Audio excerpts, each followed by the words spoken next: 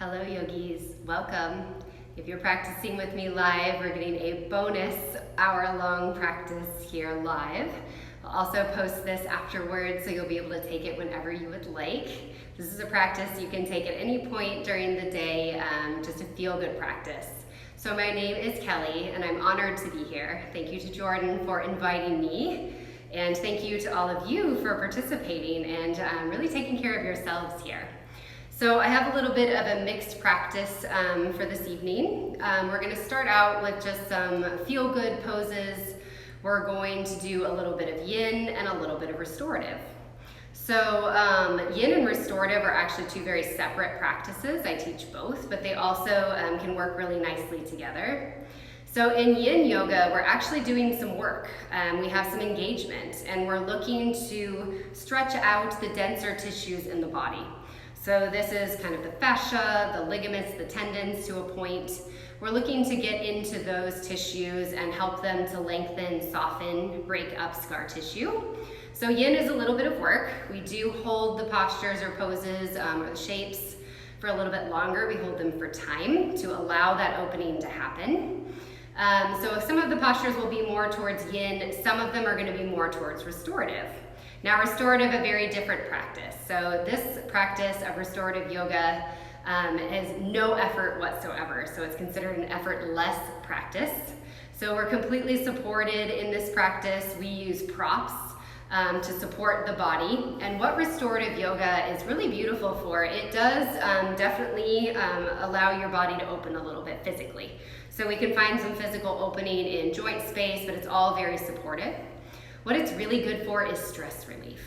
So we spend most of our lives in what's called our sympathetic nervous system. So our sympathetic nervous system is our fight or flight, and it's almost always on. So even though in modern times we don't have to worry about saber-toothed tigers chasing us, anything now that causes us stress, work, our partners, like anything, kids, all of this kind of always keeps us on and thinking and moving and reacting. So that's all fine and good, but we need the balance of that. So the balance of that is considered the parasympathetic nervous system, and that is our rest or digest setting. So this is where the stress relief can happen. This is where we can really tune into the body and start to release the things that we don't want to think about, the day that it's already happened. We can just be within our body and just allow yourself a little bit of time and space. So making sure as you practice that you're comfortable. So even in yin yoga, we don't ever want to feel pain, especially in the joints, especially watch out for the knees. Hopefully I'll give enough variations of shapes that you can pick something or modify something to yourself. Always listen to the feedback of your body. I'm going to give you suggestions, but if something's just not working for you, take something that does. And just listen to the readings and have your own little practice there. You're at home, so no judgment, it's your own yoga. And for today's practice, a bolster would be nice. If you don't have a bolster, pillows can work, or cushions of a couch work great too. I am going to be using a blanket, so any kind of blanket or even a beach towel if you have. And I will have an option at the very end for the last shape to use a yoga strap. But if you don't have a yoga strap, you can use a scarf, you could use a tie, and you can actually take the shape we're gonna take without this at all. So you really don't need it if you don't have one, no worries. You'll get all the same benefits anyway.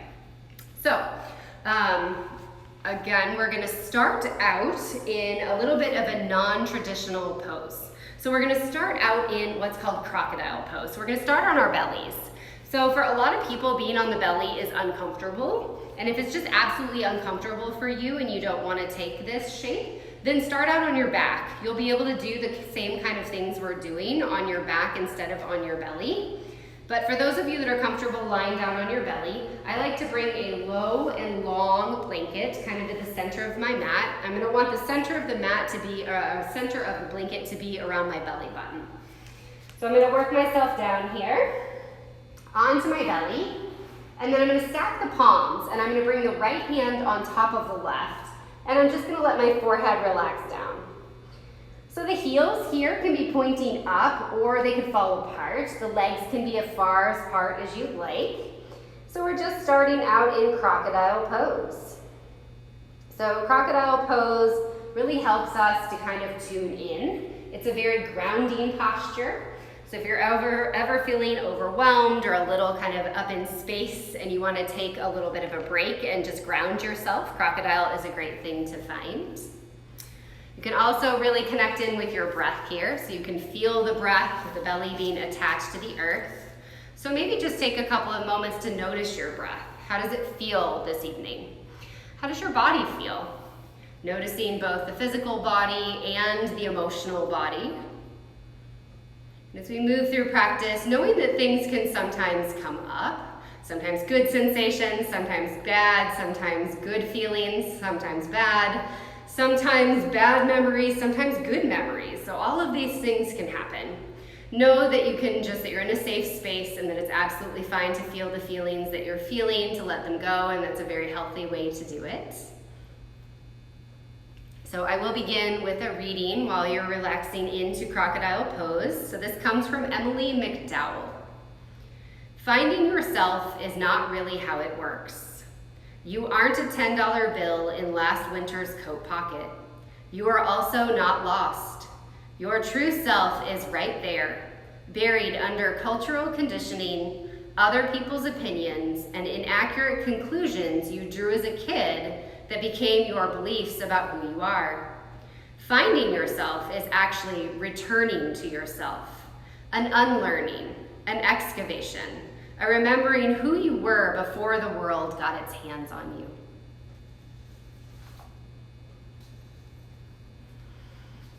Let's take a breath together here in crocodile pose. Nice deep breath in through the nose.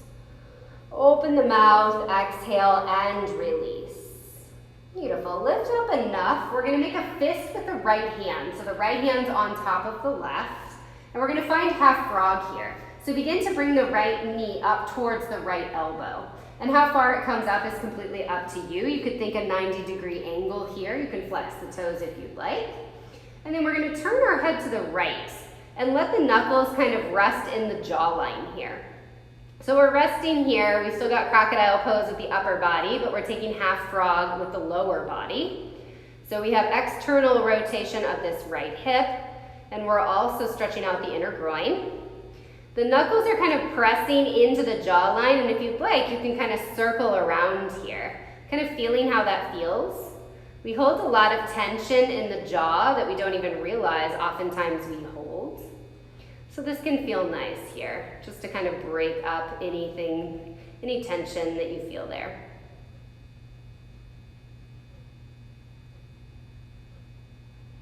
Beautiful, and we'll gently release that. Let your right leg come long on the mat. This time stack your left palm on top of your right. And again, we come back into crocodile pose. So the forehead comes down, the legs are long. Just resetting here.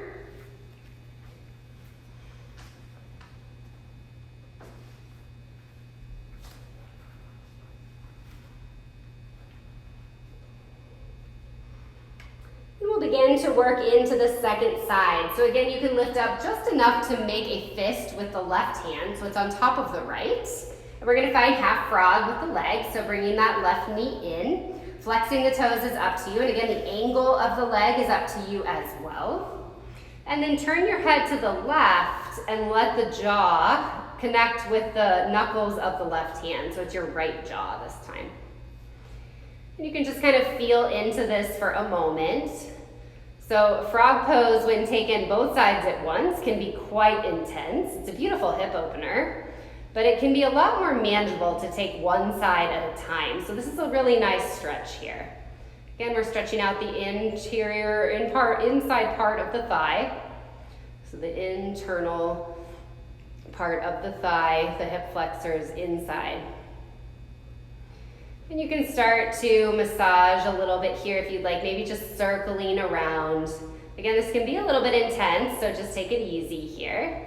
Maybe even taking those knuckles up a little bit higher or down a little bit lower, depending on how you feel. So a lot of tonight's practice will be about the feedback in your own body and noticing how things feel and making adjustments as you need. Beautiful, and we'll go ahead and release that and come back just into crocodile pose. So let the legs come out long again and just let the forehead relax down for a moment.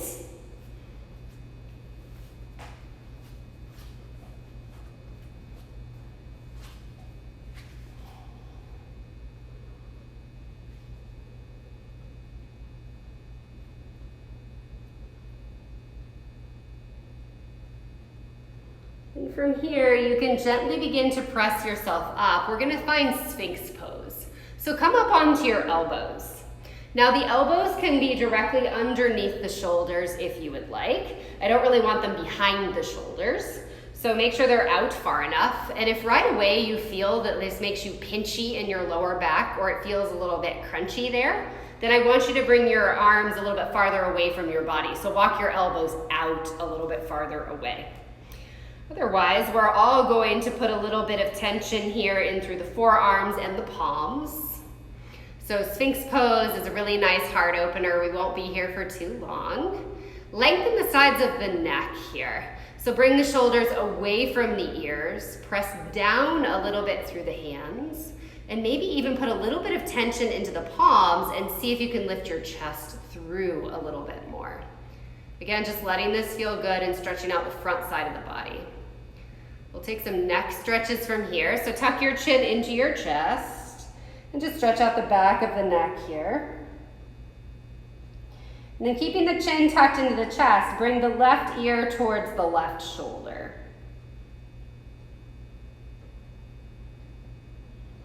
Chin stays down, and then right ear, right shoulder. We'll do that again. Chin stays down, left ear, left shoulder. Chin down, right ear, right shoulder. So just taking the bottom rotation of a neck roll. Letting the chin come back to center and then lift the chin up parallel to the floor. Very gently look to your left over your shoulder. Gently come back to center and then look over towards your right. Gently coming back to center. And again, if you like here, you don't have to, but you could let your chin lift. So now we're stretching out the front of the neck. But if that doesn't feel good on your neck, feel free to skip it.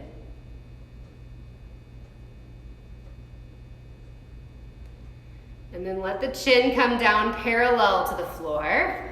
Bring the hands underneath the shoulders. You can lower down for just a moment. We're gonna press ourselves up and transition into a seated position. So slowly find a seated position here. We'll just go through some gentle warm-ups for the body. We'll maybe bring a little bit of movement in before we really get into the yin and restorative part. So I'm gonna offer a sukhasana here, or an easy seat, cross-legged position. So you could sit on a block, you could sit on a blanket as I am, you could also sit on a bolster. And what I'm gonna offer first is, when I tell you to find a comfortable seat, oftentimes that can be an oxymoron. So it's hard to sit on the floor, right? So an easier way is, a lot of times we really tuck our feet underneath us and then we end up with pins and needles in our feet and ankles. Open it up a little bit. So walk your feet a little bit farther forward. So almost think your shins are parallel to the short edge of the mat. And then your heels can walk away from one another or they can walk a little closer depending on how your hips feel. Beautiful, and from here we'll just take some gentle stretches. So inhale, circle the arms up over the top of the head. You can look up, connect the palms. As you exhale, hands come down to heart center. This is Anjali Mudra. You could tuck the chin into the chest, perhaps close the eyes. If you'd like to set an intention for this evening's practice, feel free to do so. You can also have already started the playlist. If you didn't, I always forget to tell people to start the playlist. If you already started it, that's great. If you didn't, that's absolutely fine too. Beautiful, yogis. Release the hands. Inhale, reach the arms up over the top of the head. And as you exhale, bring your right hand down and reach your left fingertips up and across. Take a little side stretch here. You can look up if you'd like, but you don't have to. Movement or stillness here. And then inhale, press yourself back up. We'll take it to the other side. So left hand down, reach the right fingertips up and across. Again, just stretching out the lateral side of the body, the side body. We don't always take this lateral movement, so it can feel nice in the body.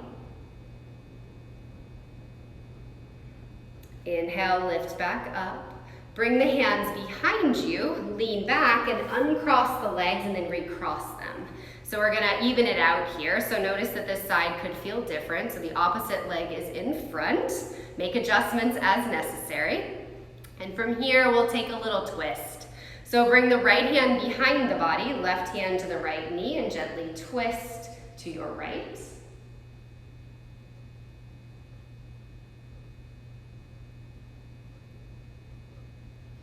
Releasing your twist, come back through center. We'll twist it the other way. So left hand behind the body, right hand, left knee. Gentle twist to the left.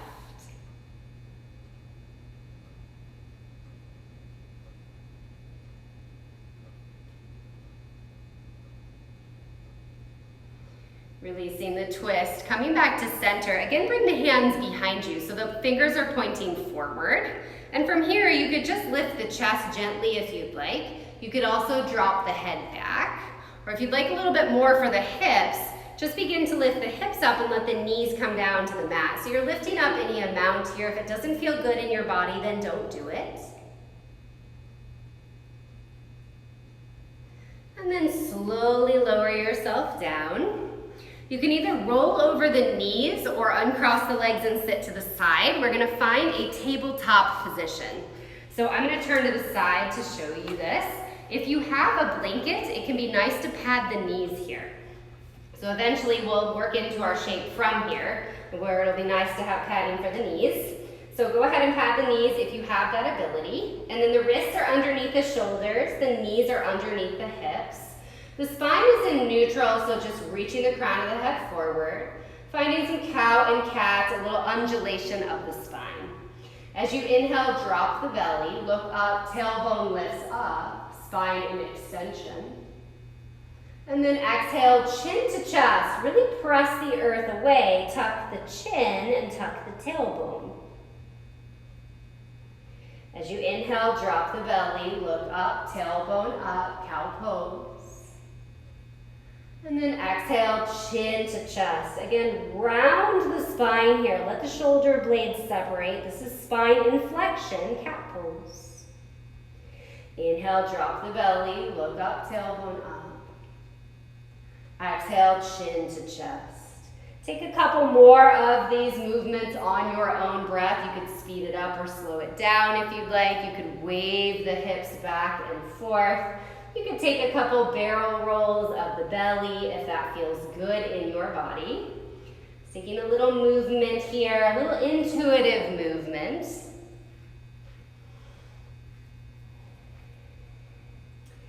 Beautiful, and we'll work into our first yin-like shape. We're gonna find a supported child's pose here. So we wanna pad the knees because oftentimes people don't like to be on their knees without padding. Know that if child's pose is not for you, you could also lie on your back and take a reclined butterfly pose. Sometimes if you have issues in the knees, if you fold a blanket or towel and bring it behind the back of the knees, kind of in between, that can help with support. But if that's just not going to work for you, you can find a different variation. Otherwise, you can come into our supported child's pose. So it doesn't matter how far apart your knees are. That's just based on how your body feels good and how your hips feel good. I like to bring a bolster right in between my legs so that I can support my chest. And then I work myself down onto the bolster and I turn my head one direction so the ear touches the bolster or the pillows. And arms can do what you like. You could have cactus arms. You can bring the arms down to the side if you would prefer, or reach them forward. Just starting to settle in to supported child's pose. So I'll let you know when we're about halfway through this shape so that you can turn your head the other way. So we're getting that nice, gentle neck stretch. So supported child's pose is a restorative forward bend. It helps us to calm the mind. This one also relieves tension in the back and the hips. So we have external rotation of the hips here. We're also still stretching out the inner groin.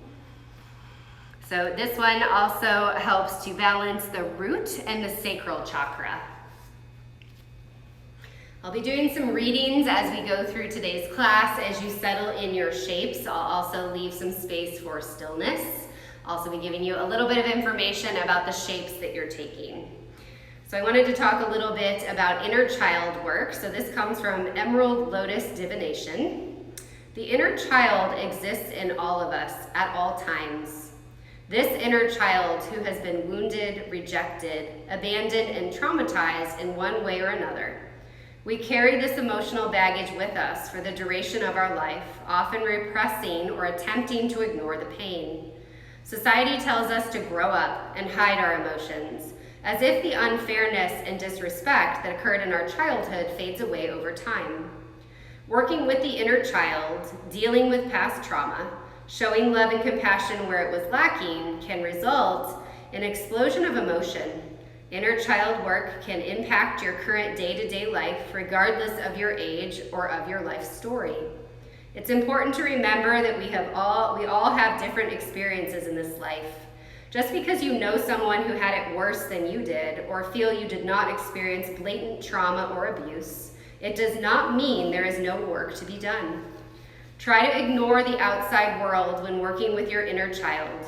Remember that children can feel hurt or ignored even in times when those feelings may not completely be logical. It can be as simple as requiring more love and attention than was given to you, even if it was being given. Perhaps your caregivers did not speak your love language. Although they were showing you love in their own way, it did not speak to you, and you had moments of feeling abandoned or unloved. Remember that you can make a million excuses for how it wasn't true or it wasn't that bad, but that isn't what inner child work is about. It's about recognizing how you felt, regardless of the logistics of the situation.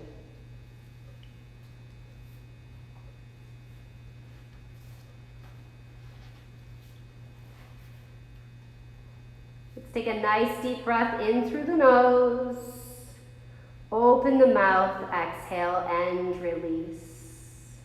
We're about halfway through our time in supported child's pose, so go ahead and turn your head the other direction, letting the opposite ear be down on the prop that you're using.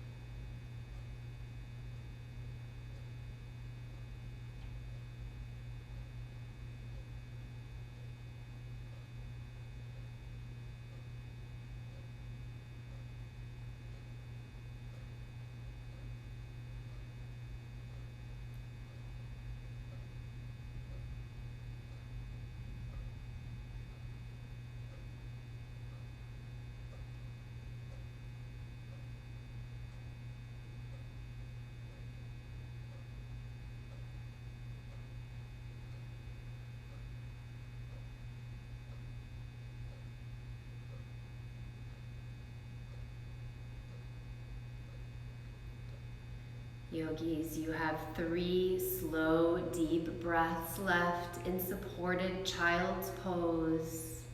Perhaps taking that full body scan, Noticing areas where you're still holding tension and allowing them to release just a little bit deeper.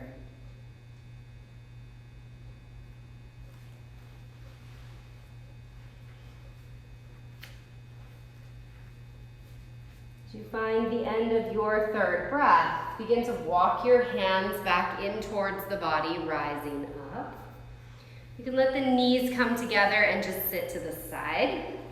And then let your legs come out long on the mat. So you can keep your bolster with you. We'll be using it. Take a little motion here, maybe just bouncing out the knees or a little massage for the knees here. So we take some transitional movements in between our shapes just to kind of bring blood flow back in, a little bit of movement so that we can really work into stillness while we're in our shapes. We also want to take some counter poses or rebounders. So that one we have the knees bent, so it's nice to have the legs long for a moment. You're also compressing the fronts of the hip joint. Eventually we'll stretch those out as well, don't worry. All right, so let's take some windshield wipes. So I'm going to first move my blanket. So our next posture is going to be seated. I'm going to make my blanket a little wider just so that it can support my seat and my knees. And then we'll just take a little bit of movement here. So we'll plant the feet down, and then one knee at a time, just let the knee come into the center while the opposite one falls out. So these are called windshield wipes. And they're really nice to take no matter the orientation you're taking them in. They help to release the lower back. So if you ever feel like your lower back is really tight, this is a nice gentle movement that you can take to help to release it. All right, so for our next shape, we're going to find either a yin or restorative version of this shape. So we're either going to find deer twist or what's called mermaid twist. So the only difference is going to be with the legs. I'm also going to say I want you to be very cautious. If twisting is not for your spine, I'll give you a different variation where you don't have to have as much of a twist. So you're going to let your knees land over to the left side of your mat. So I'm going to be opposite of you guys. Or I'm going to look like you guys because I'm mirroring you. So your knees are over to the left. And if you're finding deer legs, it's kind of like a 90-90 sit here. So you can think that the thigh and the knee are in one straight line, the knee and the ankle. And then the hip and the knee and the ankle. If you already know this is too much for you, you can adjust a little bit, or you can find mermaid legs. So mermaid legs are just bringing the knees a little closer together, and you kind of fit the inside of your ankle to the instep of your opposite bottom foot. So find what leg position works for you. And then you're going to bring your bolster over to your left hip. So snuggle it in close and start to walk the hands to frame the bolster. Now start to notice right away, if you go to twist and you feel this in the lower back, move the bolster closer to the knee. You could also bring the bolster on top of the knee if you'd like to fold. But if the twist feels okay in your body, begin to work yourself down. We're going to look towards the knees. So we're going to lie on a bolster or pillows here, whatever you have. So we're facing the same direction as the knees.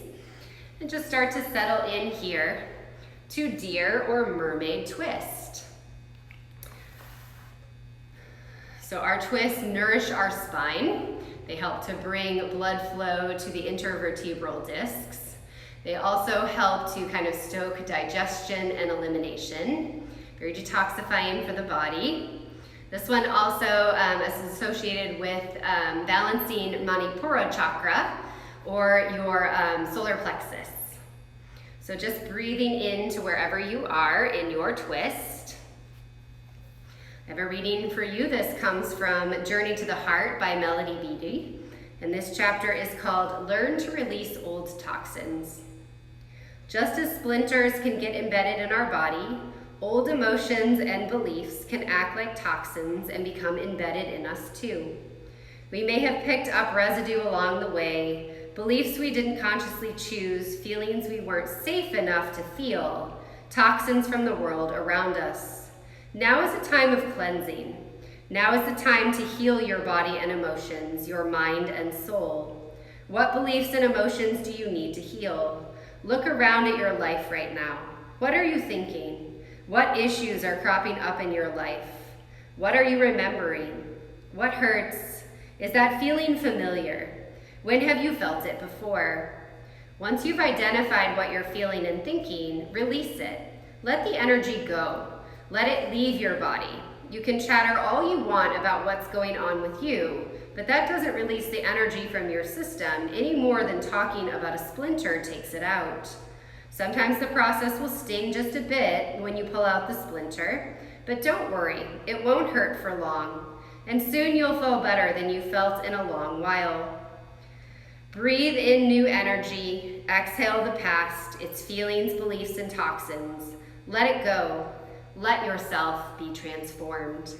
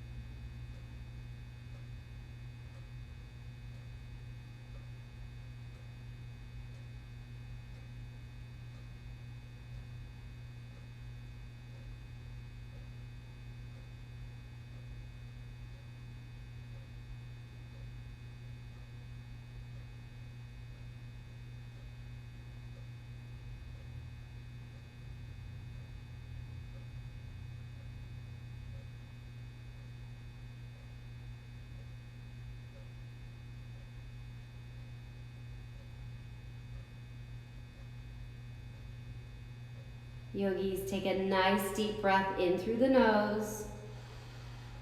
Open the mouth, exhale, and release.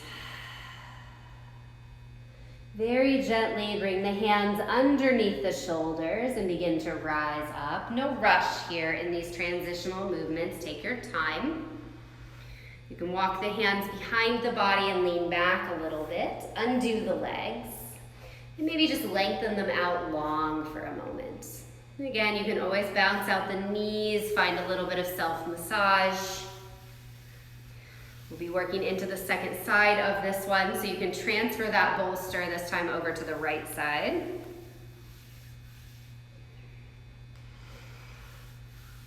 Beautiful, and again, we'll find some of those windshield wipes. That's a nice one to release this one. So plant the feet, and then one knee at a time, let the knees wave side to side.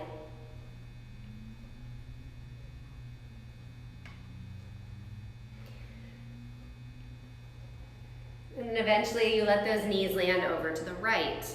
So setting yourself up again for deer twist or mermaid twist if you would prefer. And notice right away if the second side feels different. It's always okay to take a different variation of the posture on the second side. You want to honor your body. I promise you will not be walking around crooked or in circles.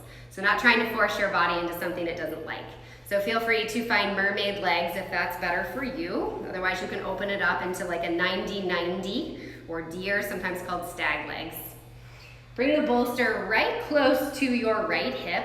And again, first we're gonna try out this twist. So the hands come to frame the bolster. Right away, if you notice this is too much and I don't like this feeling in my SI joint especially, so in the lower back, then lessen the twist by bringing the bolster forward, or you can even fold over this front leg if you would prefer. If the twist feels okay, then work yourself down onto your elbows and let the ear rest onto the mat. And again, we're facing our knees here. So we're not asking our neck to turn too much. We're facing the direction of our knees and we're settling in to your variation of deer twist or mermaid twist.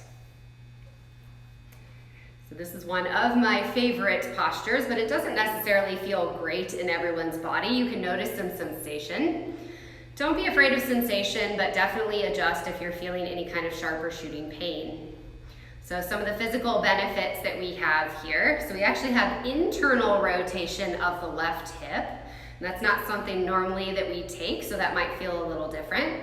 You might also feel a stretch in the back of the left hip. So this is good for the IT band piriformis, also the QL, kind of in the glute.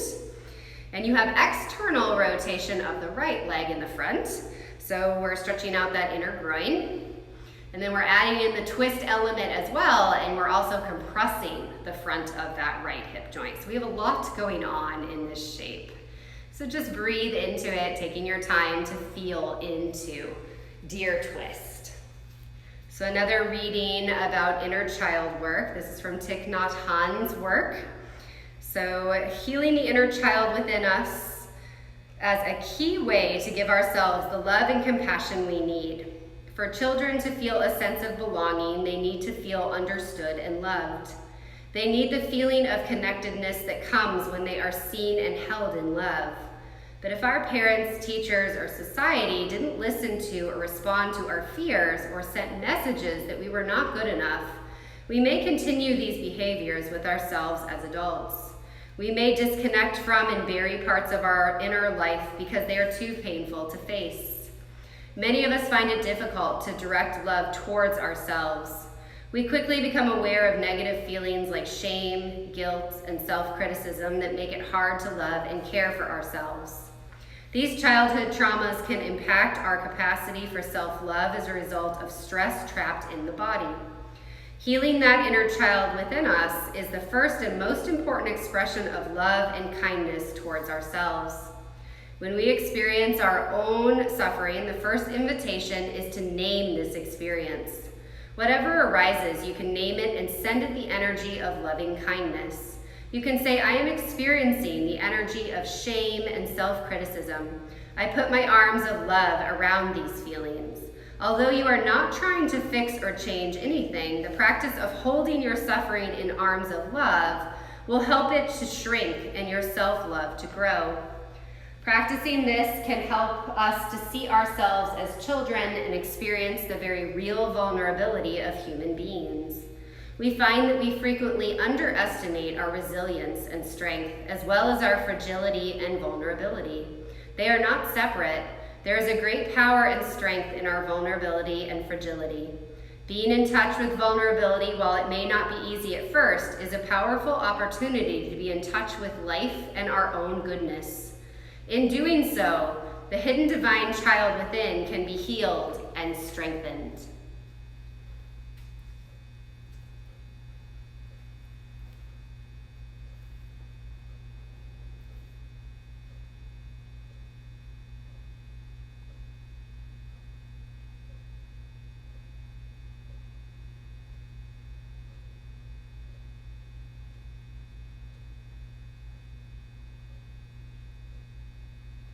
Yogis, take a nice deep breath in through the nose. Open the mouth, exhale, and release. Again, slowly bringing the hands underneath the body to press yourself gently up. No rush in your transitions. Keep the bolster close to you. Again, bring the hands behind you. Maybe you'd like to, again, find a couple of those windshield wipes. Maybe you'd like to take a little Baddha Konasana for a moment, maybe bounce out the knees or just lengthen the legs out long. Just find some transitional movement that feels good in your body before we move into our next shape. So for the next shape, I'm going to take my blanket and make it more into a pillow or just a support for the back of my neck and my shoulders. So I'm going to place this at the top of my mat. And then you're going to find your bolster or bolster-ish thing that you're using, or you could also use a block. If you have a block, that would be fine too. We're gonna find a supported bridge. So in supported bridge, if you prefer to use a block, that's absolutely fine. We have a couple of variations here. So I'm gonna use the bolster. You can use pillows. The easiest way to transition into this is to lift yourself up onto the edge of the bolster.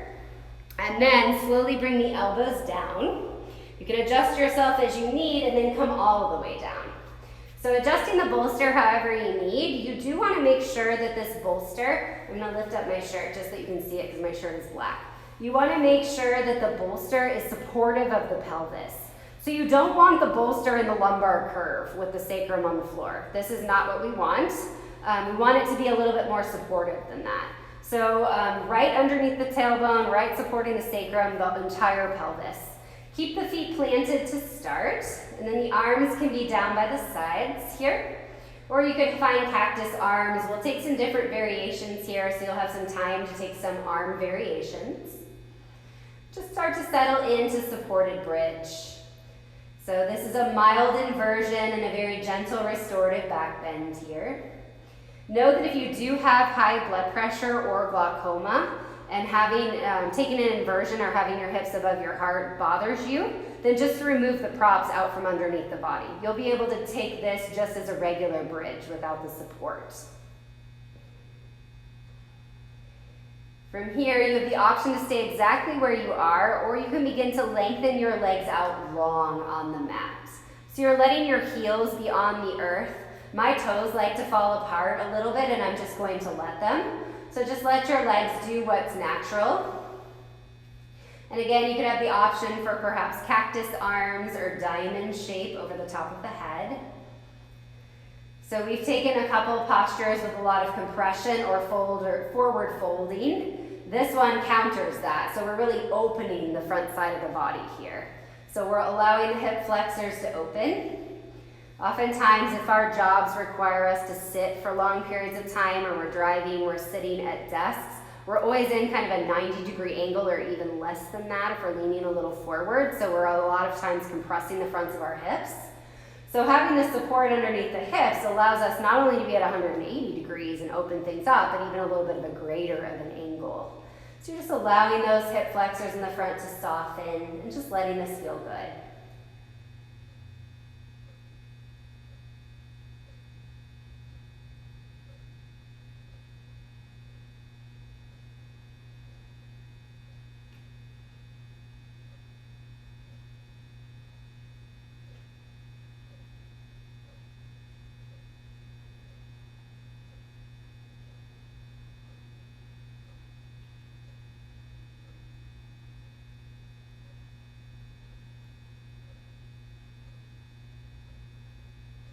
Nice deep breath in through the nose.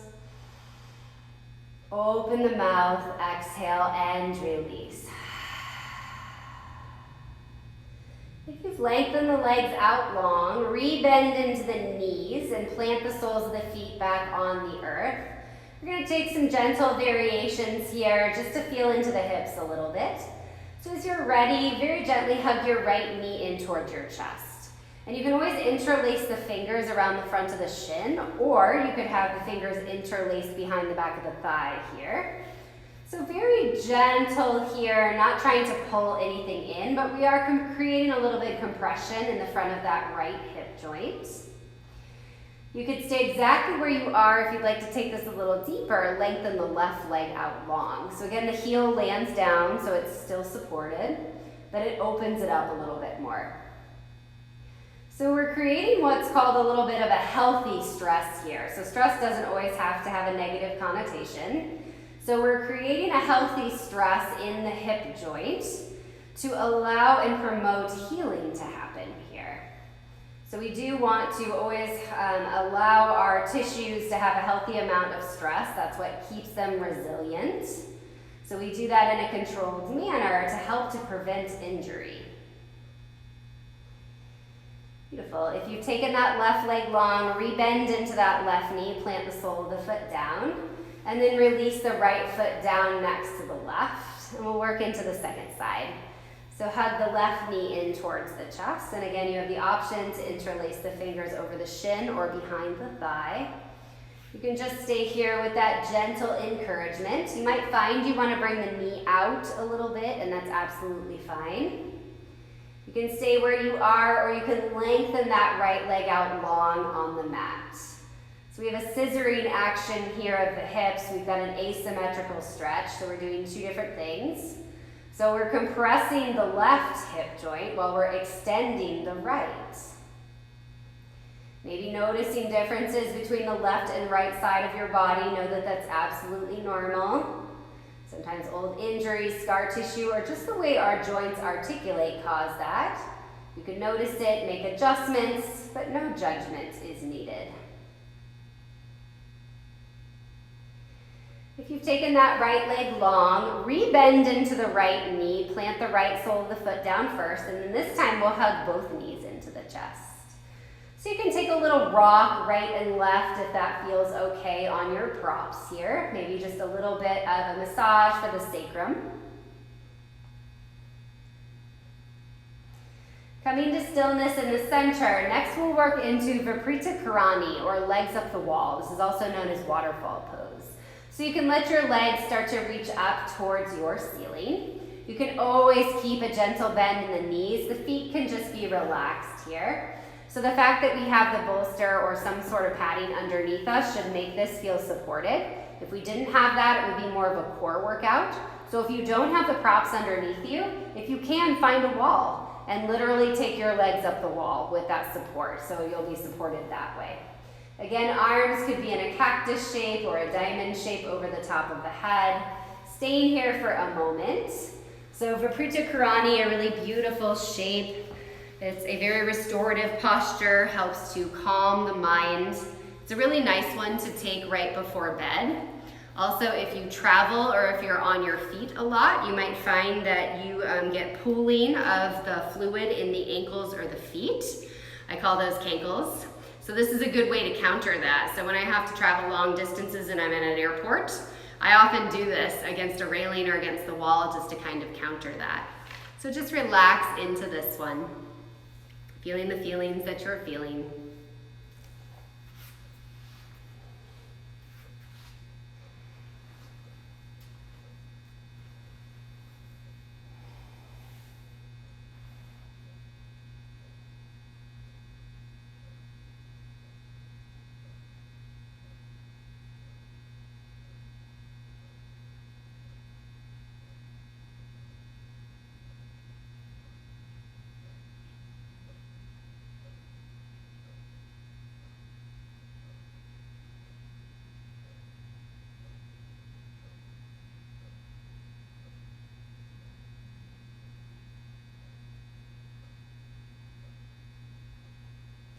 Yogis, nice deep breath in through the nose. Open the mouth, exhale, and release. Begin to bend into the knees and let the thighs somewhat rest on the chest or stomach. We're going to come into a supported happy baby here. So you can leave the arms where they are if you really like. You can hold on behind the back of the thighs. So just letting this be restful, maybe the legs come a little bit farther apart. And again, if you'd like, you could take a little rock right and left, a little massage for the sacrum, perhaps even the kidneys.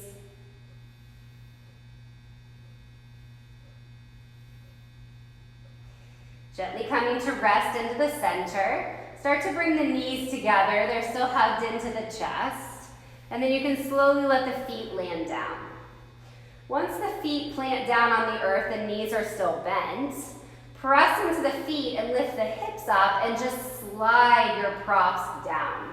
If you can, you might even roll them down so they land in between your knees, the back of your knees and the floor for a little bit of support. So we're just going to take a supported Shavasana here for a moment. If you'd like, you could just move the prop to the side and take regular Shavasana. Take a couple breaths just to allow all the benefits of that restorative inversion to sink in and settle.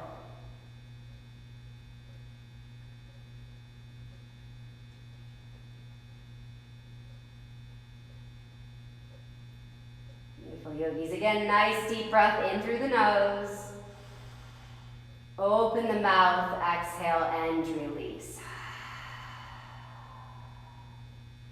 Working into our last shape, I'm going to lift up, but you might not have to. You can always roll over to the side if you need.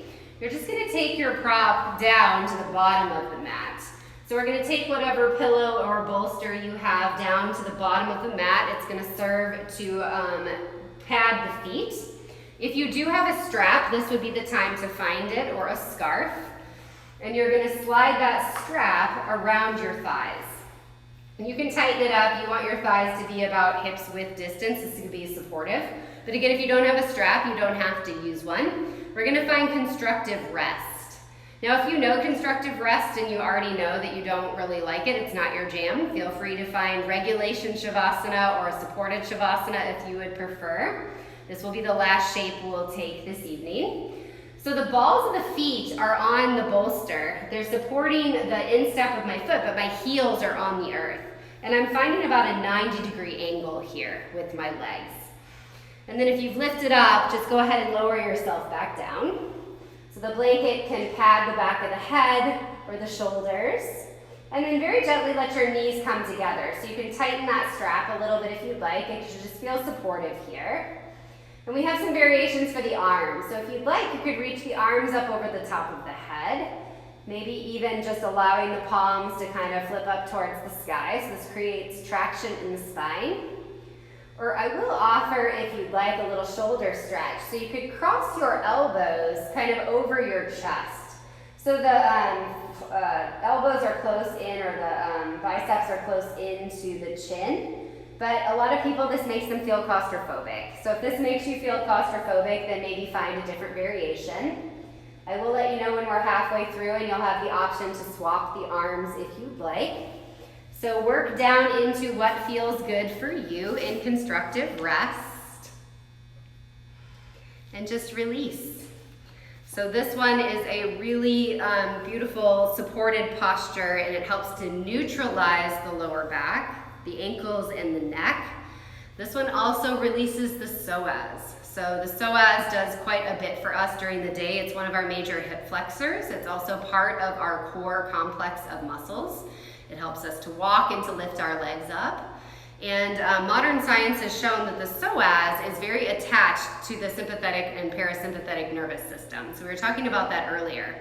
So when the psoas is in constriction, your sympathetic nervous system, or your fight or flight, is kind of activated. And the reason for that is so that you'd be able to get away quickly so you can move.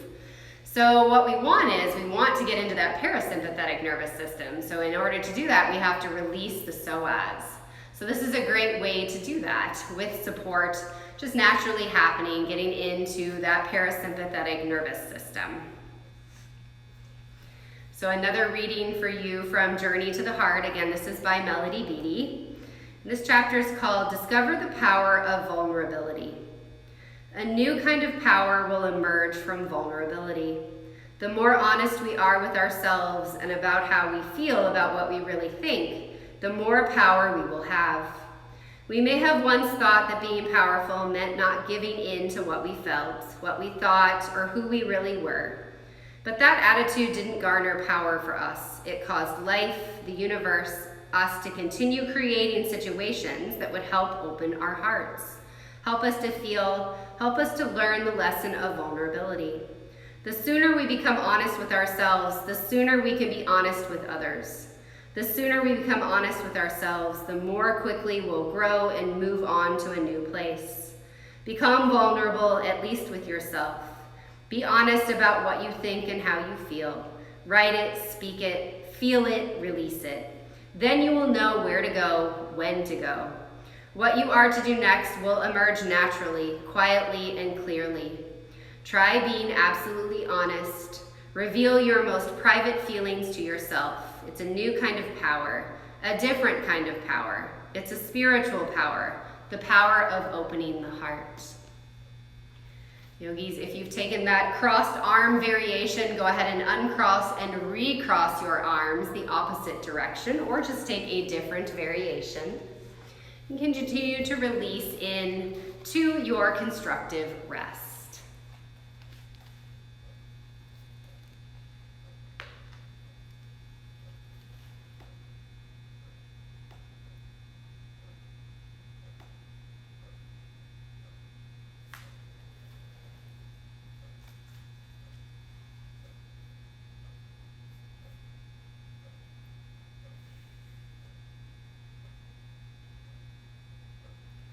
Yogis, I'll end with one of my favorite readings. This is from a woman named Nadine Strain, and she was 85 years old when she wrote the poem entitled if I had my life to live over.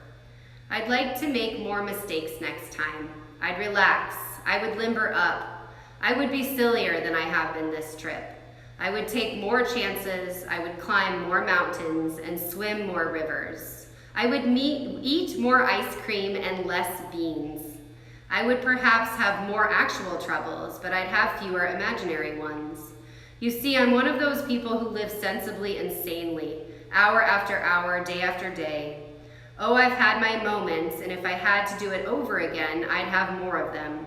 In fact, I try to have nothing else. Just moments, one after another, instead of living so many years ahead of each day. I've been one of those persons who never goes anywhere without a thermometer, a hot water bottle, a raincoat, and a parachute. If I had to do it again, I would travel lighter than I have. If I had my life to live over, I would start barefoot earlier in the spring and stay that way later in the fall. I would go to more dances. I would ride more merry-go-rounds. I would pick more daisies. Yogis, I invite you to stay in your constructive rest for a little bit longer if you would like and have the time and space. You could also feel free to just relax in a Shavasana. If you'd like to work out of your posture, you can just bend the knees into the chest and roll over onto your left or right side. Spending a couple moments in your fetal position, using your bicep as a pillow. Wherever you are, we'll close out our practice this evening together. So if you'd like, you could find a comfortable seat. We can find Anjali Mudra, hands at heart center. Just closing the eyes, tucking the chin gently into the chest. Just noticing the feelings that you felt as you moved through your shapes this evening. What were you able to release? What did you feel in your body? How do you feel now? Yogis, the light and love in me sees and honors the light and love in each and every single one of you. Thank you so much for practicing yin and restorative yoga with me. Again, my name is Kelly. It was an honor. Namaste.